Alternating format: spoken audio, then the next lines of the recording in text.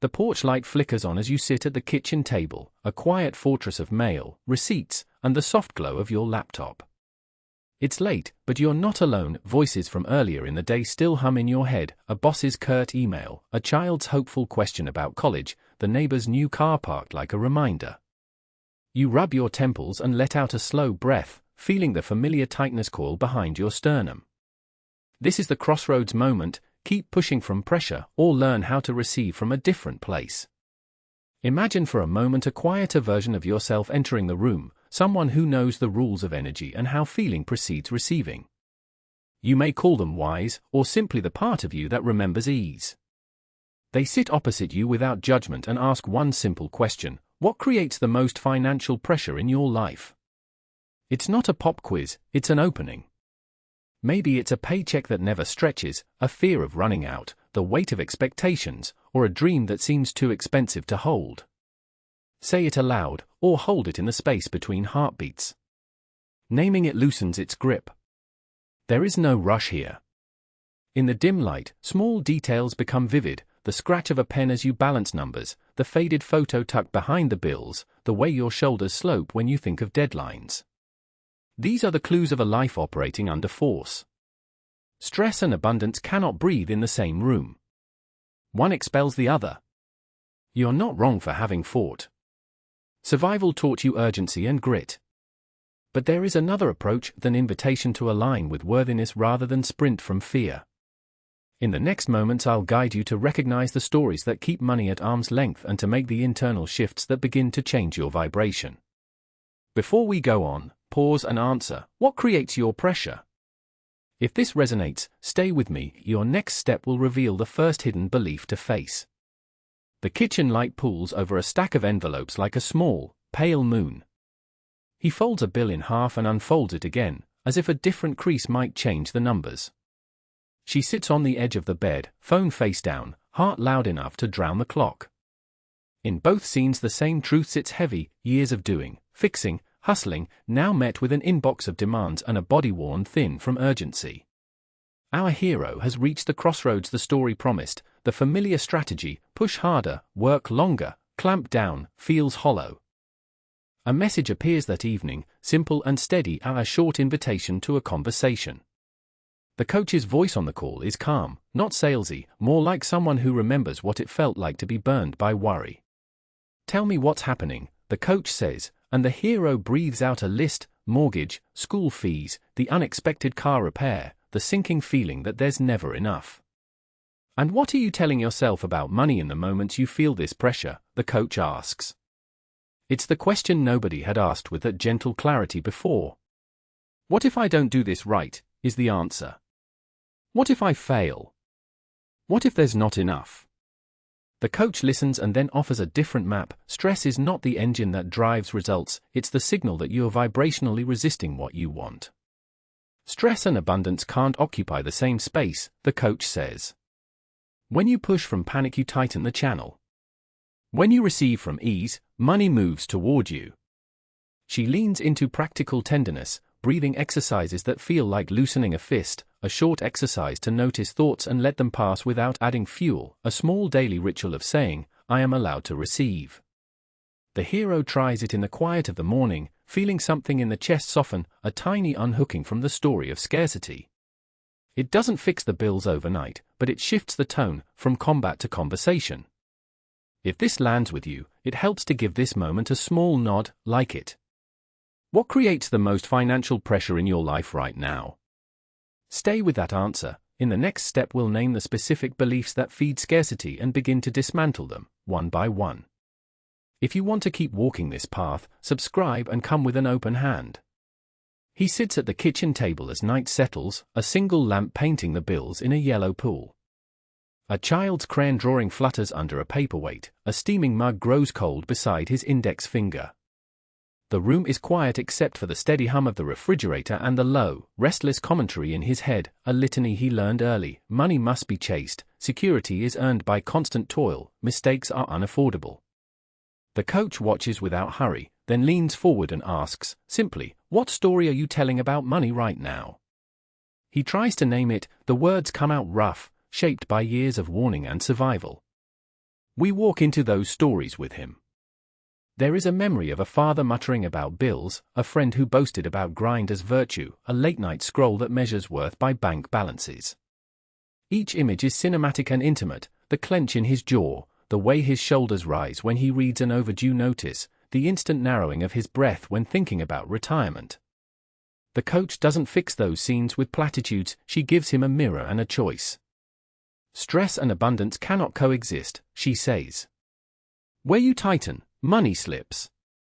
Where you open, it can come. They begin the work of noticing. She guides him to name the beliefs aloud, I must earn security, money is scarce, I'm not capable, and then asks him to feel where those words live in his body. He finds them lodged in the sternum, a shallow breath that refuses to deepen. The first practical shift is gentle and radical, pause, breathe, and imagine receiving. He places his palm over his heart and lets the breath expand, a small permission to himself. The coach offers a reframing that lands like a key. What if abundance is attracted to ease, not force? The sentence loosens something. A conversation unfolds where doubt speaks up, practical concerns, skepticism, the fear of being impractical, and the coach answers with steady empathy and concrete steps, soften the urgency, align decisions with worthiness rather than panic, invite small daily practices that signal readiness for flow. He tries a short visualization, feeling money as a friendly current instead of an enemy to conquer. He laughs, surprised at how the laugh shifts the tightness in his chest. If this moment touches you, give this video a like, it helps others find the same relief. Tell me in the comments, what creates the most financial pressure in your life? Stay with us, subscribe so you don't miss the next steps where we unbuild those scarcity stories and build new habits that let prosperity move toward you. He sits at the kitchen table late at night, a single lamp painting long shadows across overdue notices and a half-empty mug. The house breathes quietly around him, the hum of the refrigerator, the distant clock, while his chest tightens like a fist. The coach's voice, calm and unhurried, breaks the loop. Notice the pressure as if it were a thing you can hold. What does it feel like? Where does it sit in your body? He breathes in, surprised at how the ribs resist. This is where most of us make the mistake, she says. We treat urgency as strategy. We push, tighten, and hope it will force results. But stress and abundance cannot share the same space. She guides him through a small, precise exercise, eyes closed, 5 slow breaths, naming the belief out loud. I must hustle harder. I can't let go. Money is scarce. Saying the words aloud makes them sound smaller, more like old clothes than truth. In the lamplight he whispers back, what if money doesn't want to be chased? The coach smiles softly through the narration, it doesn't. It moves toward ease. Your job is to become a match. A memory surfaces, a younger self working furiously, equating self-worth with bank statements. The scene shifts, cinematic, sunlight on a different kitchen table, a day when a small success arrived because he was relaxed enough to notice it. The coach invites him to step into that sunlight now, to imagine money as a river rather than a quarry. Slow your approach. Invite. Receive. The imagery changes his body, shoulders drop, jaw unclenches, a space opens behind the sternum where possibility can enter. She challenges him tenderly, which story are you willing to revise? The one that says you must sacrifice for safety, or the one that says you are worthy of ease? He hears the truth in a simple, trembling answer. For a moment, fear and relief sit beside each other, then relief leans in. If this lands with you the way it lands with him, gently tap like, it's a quiet agreement that you're ready to change. What's the biggest financial pressure you carry right now? Share it, and if you want to continue this path of true, steady transformation, stay with me, we'll take the next step together into practical daily shifts that make receiving natural. The lamp throws a warm circle across the kitchen table where the hero sits, a small island of calm in a house that has lately felt like a courtroom. Bills fan out like accusatory evidence, a coffee mug cools beside a pen. In the next room, a television murmurs the world's insistence that urgency is the only fuel for survival.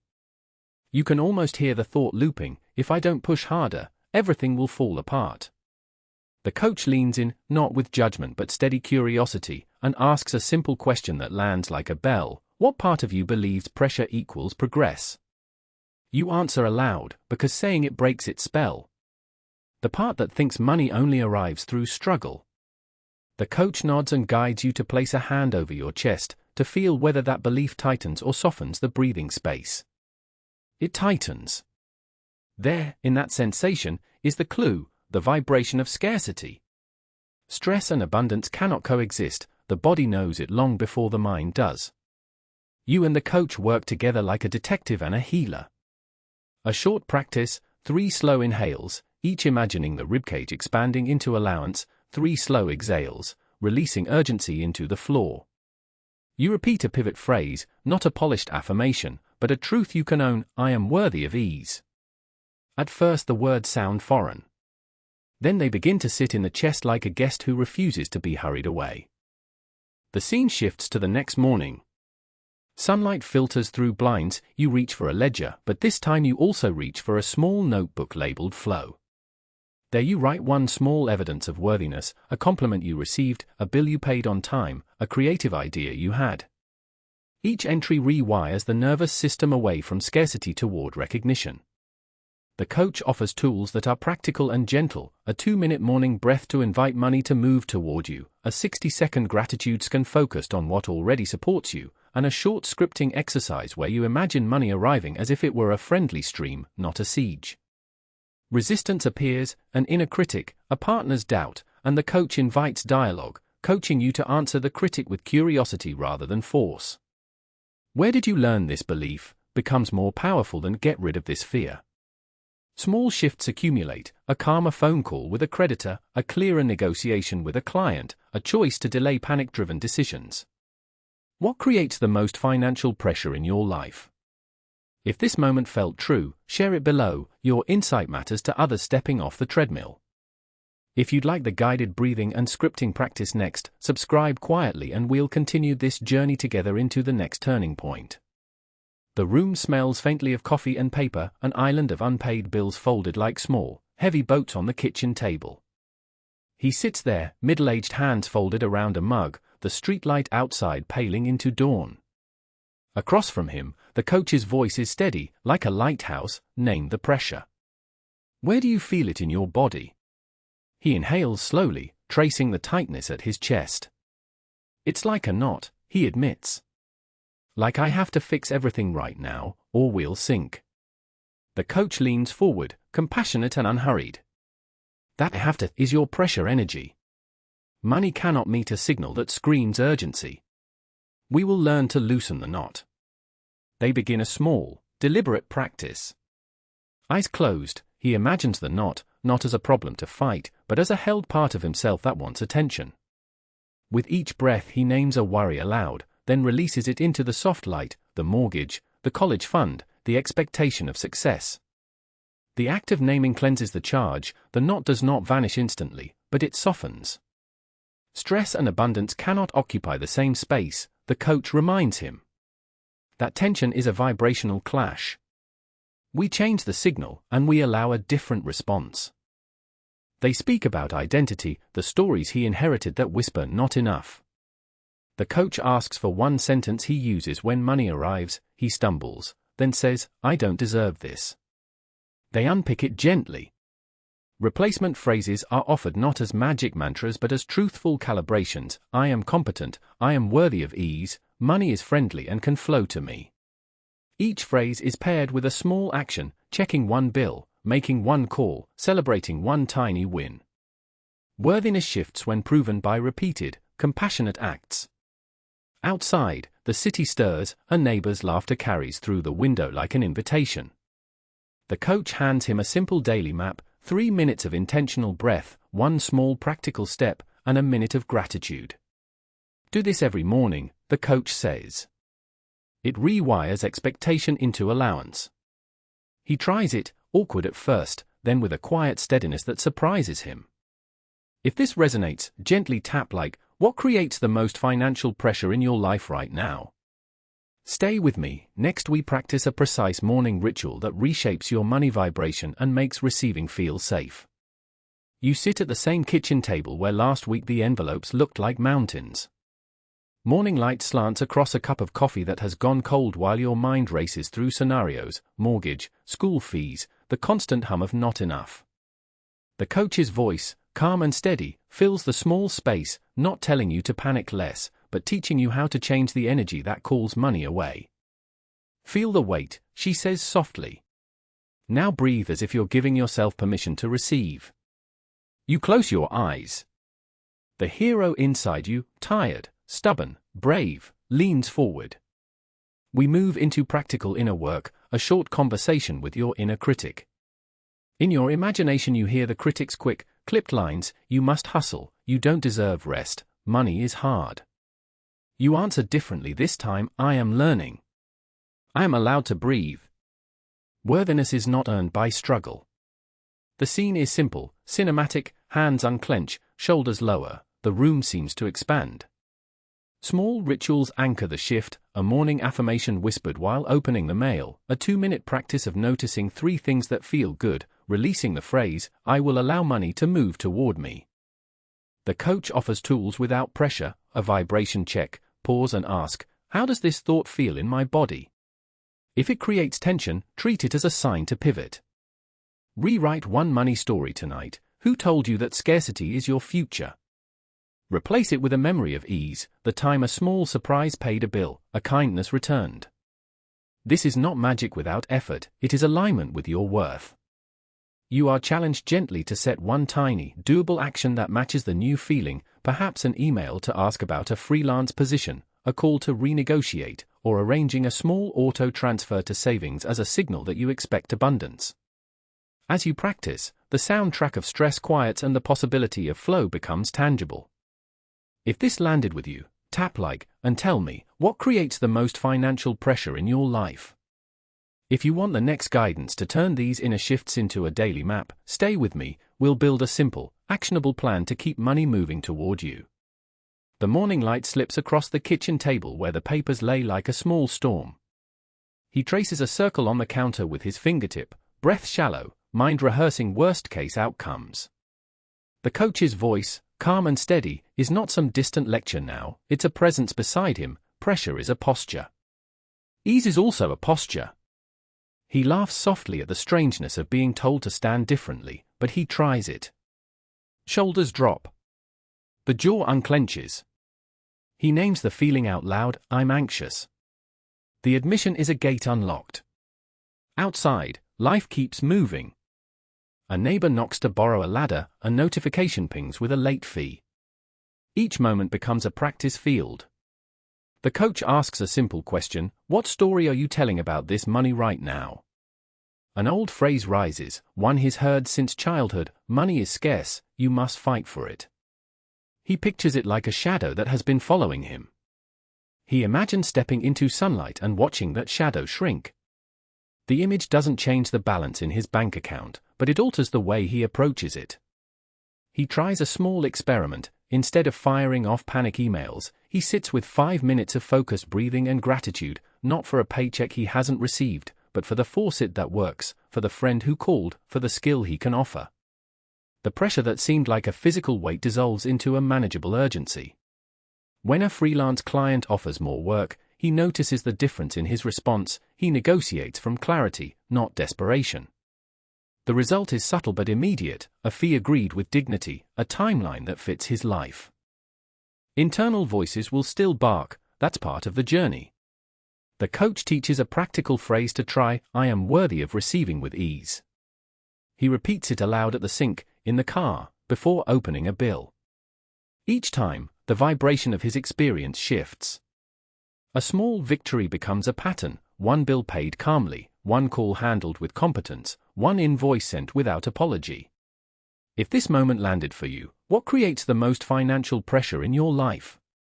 Share it quietly as you reflect. If you want more gentle, practical steps like these, stay with this series. There are clear, actionable tools ahead to anchor these shifts into your everyday financial choices and to make receiving feel natural. Dawn finds him at the kitchen table again, a lamp throwing a small, honest circle of light across overdue notices and a cold cup of coffee. He breathes in, then out, slower this time, and remembers the coach's first instruction: soften the grip. The apartment hums with the ordinary, the refrigerator's low rumble, a neighbor's muffled footsteps. Outside, a city that never promised calm. Inside, something has shifted.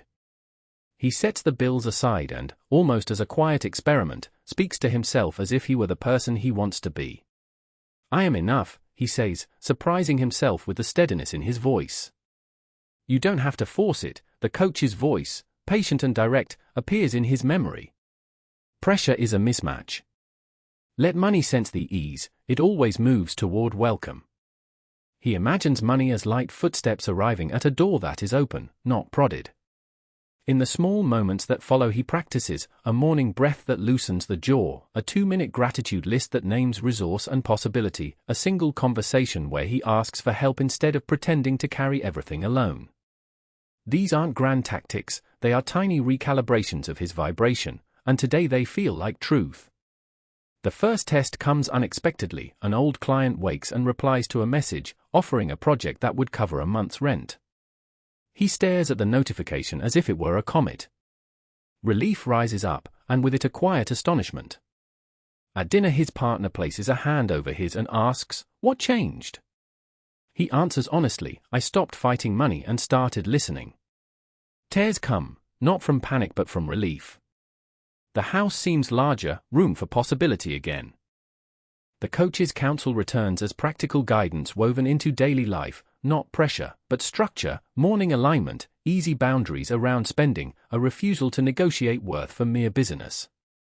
He practices saying no to frantic urgency and yes to deliberate receiving. It feels like learning a new language in an old town. If this resonates with you, tap like, and tell me below, what creates the most financial pressure in your life? Subscribe if you want to walk the next steps with gentle, effective practices.